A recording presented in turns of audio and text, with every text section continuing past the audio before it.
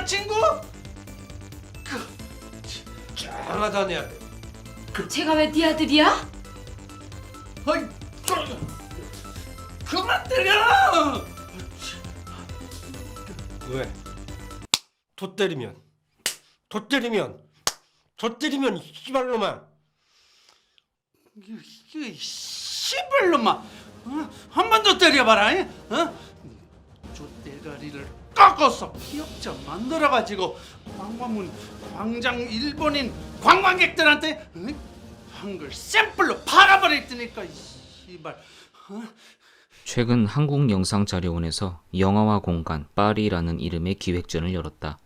7월 25일까지인데 기획전 상영작에는 프랑스와 트리포 감독의 1958년작인 400번의 구타도 있다.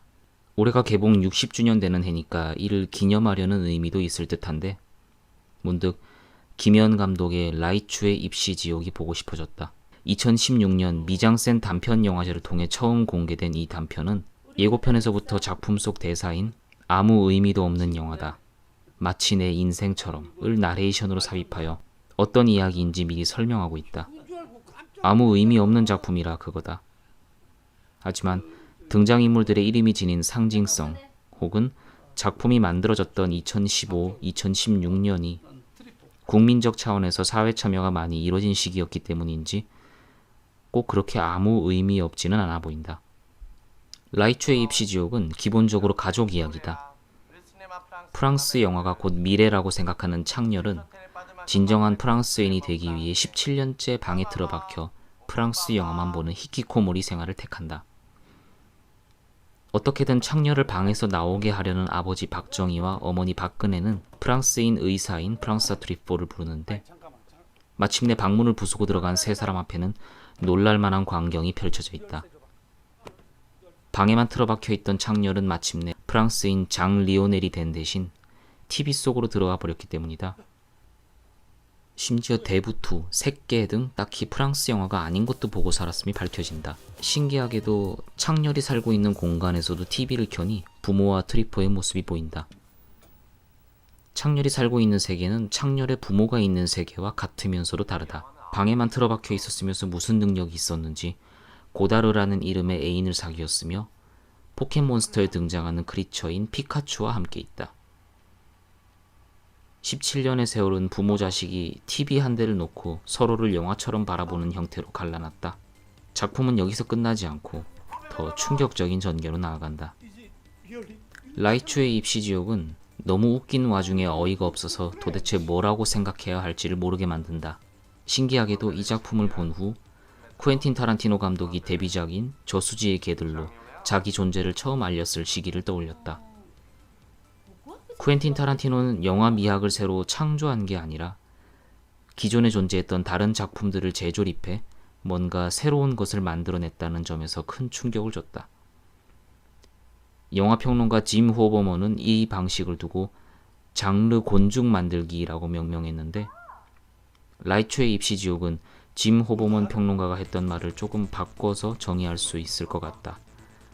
한국 사회 곤죽 만들기라고 할 수 있지 않을까?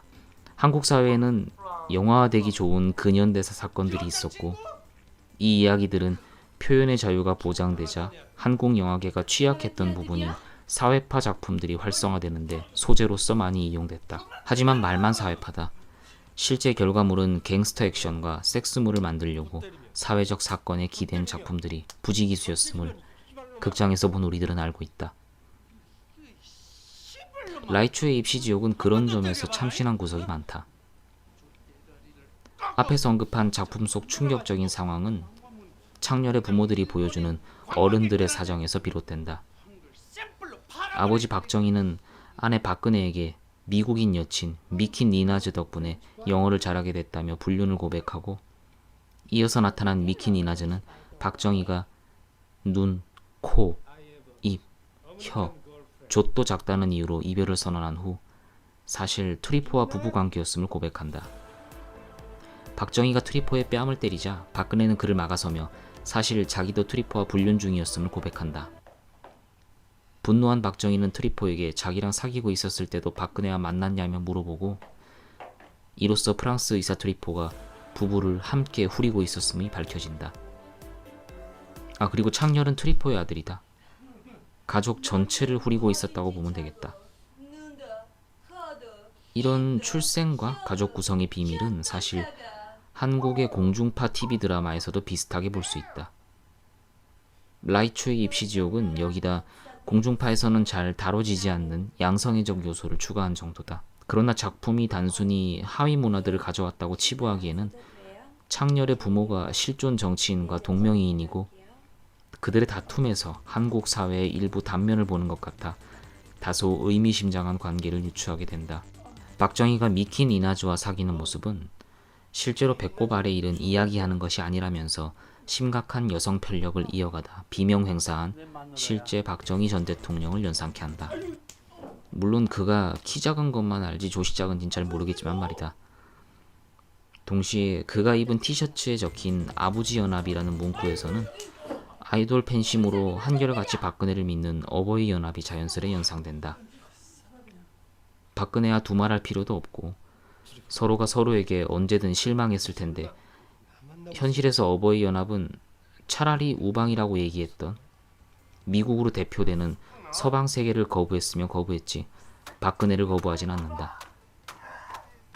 그래서 서로 속인 것을 알았으니 깨질 줄 알았던 라이추의 입시지옥 속 박정희 박근혜 부부가 오히려 손을 하나로 모아서 트리포에게 창조경제 따기를 날리는 전개는 웃기면서도 실제 현실 속 핵심들을 잘 포착해서 이어붙인 장면이라고 볼 수 있겠다. 그리고 프랑스인 의사 트리포 역을 당시 EBS에서 활약 중이었던 방송인이자 미국 출신 강사 네바다 로즈에게 맡긴 점도 주목할 만하다. 사실 미국인에게 트리포란 이름을 가진 역할을 맡겼다는 점이 작품 관계자들의 치밀한 의도였다고 생각하진 않는다. 예산이 많이 든 작품도 아닐 테고 그 정도로 신경 써서 캐릭터를 짰을 것 같지도 않다. 하지만 결과적으로 배역과 국적 차이가 있는 배우를 캐스팅한 이 사례에는 재미있는 지점이 보인다. 실제 프랑스와 트리포 감독은 일명 프랑스 누벨바그 운동을 주도한 사람이었다.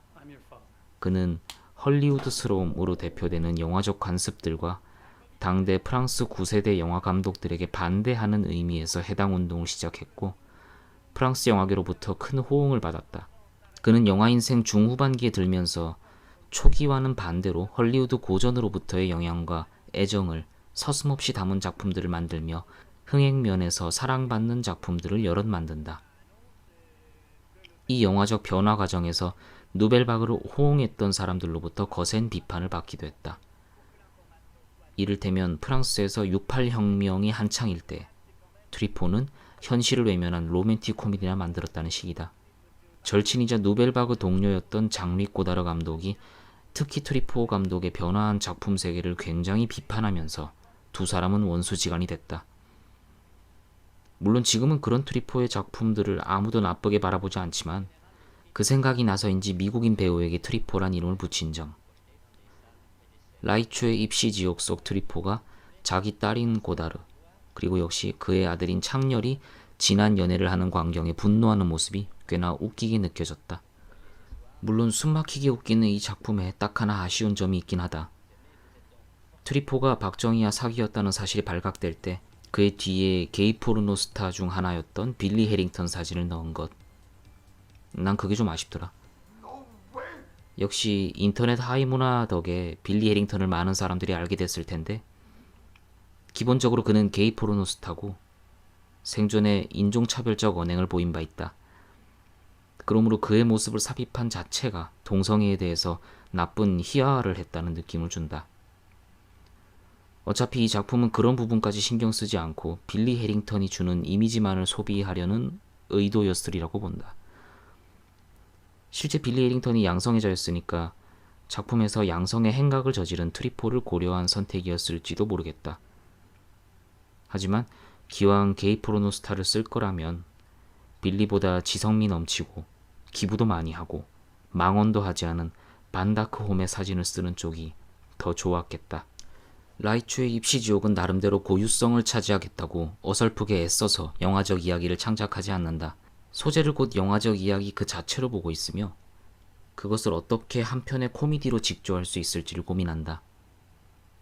이 작품이 영화로서 존재 가치를 인정하는 순간은 영화보다 더 영화다운 소재들의 감이 대들 생각하지 않고 영화라는 예술이 지닌 장점들을 보여줄 때다. 그런 점에서 같은 공간인데도 창렬과 고다르와 피카츄, 창렬의 부모들과 트리포가 따로 존재하고 있고 TV 화면이라는 프레임을 통해 영화 보는 것 마냥 서로를 바라보며 이야기한다는 설정은 인상적이다. 처음엔 애니메이션 캐릭터인 피카츄가 아무렇지 않게 떡하니 서 있는 창렬의 세계가 영화로 보인다. 하지만 창렬 부모 쪽 세계가 반전에 반전을 거듭하며 훨씬 대책 없이 극적으로 흘러가니까 여기가 영화 같지 않다고 단정 지을 순 없다. 영화평론가 자크 오몽, 알랭 베르갈라, 미셸 마리, 마르크 베르네가 공저한 책 영화 미학 31, 32페이지에서는 이렇게 영화 안에서 또 하나의 프레임이 만들어지고 거기서 영상이 보여지는 형태를 외화면 영역이라고 표현한다.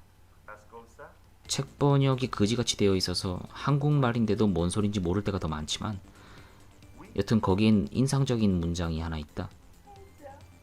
영화적 영상이 만들어내는 현실 공간과 유사한 느낌은 영상의 평면성뿐 아니라 흑백 영화로 예로 들자면 색채가 없다는 점, 혹은 무성 영화로 예를 들자면 소리가 없다는 점까지 망각하게 만들고 아예 프레임 바깥에 영상이 존재하지 않는다는 사실을 망각하게 만들 수 있을 만큼 강하다 라는 문장이다. 영화 미학은 프레임 바깥 역시 상상의 공간, 즉 영화 공간의 영역에 포함된다고 여긴다. 라이츄의 입시지옥 역시 그렇다. 처음엔 창렬네 부모가 서 있는 공간이 현실처럼 보였지만 창렬의 시점에서 TV를 통해 바라본다고 가정하면 창렬네 부모가 서 있는 곳 역시 영화 공간이다. 피카츄가 떡하니 서 있는 공간과 프랑스 의사가 내 부모를 후리는 공간, 어느 쪽을 영화가 아니라고 할 수 있을까? 창렬네 부모의 세계가 있는 트리포가 사랑에 빠진 자신의 아들, 딸을 향해 분노해서 TV에다가 진화의 돌을 던지고 그것이 차원을 넘어 창렬의 세상으로 전해질 때 작품은 영화 속에서 구현되는 영화와 현실의 경계를 허물어버린다. 작품은 단순히 소재와 정치인 이름에만 기대지 않았고 나름의 방식으로 이런 전개는 영화라서 가능하다. 나는 영화이며 이것이 나의 영화적 매력이다 라며 선언한다.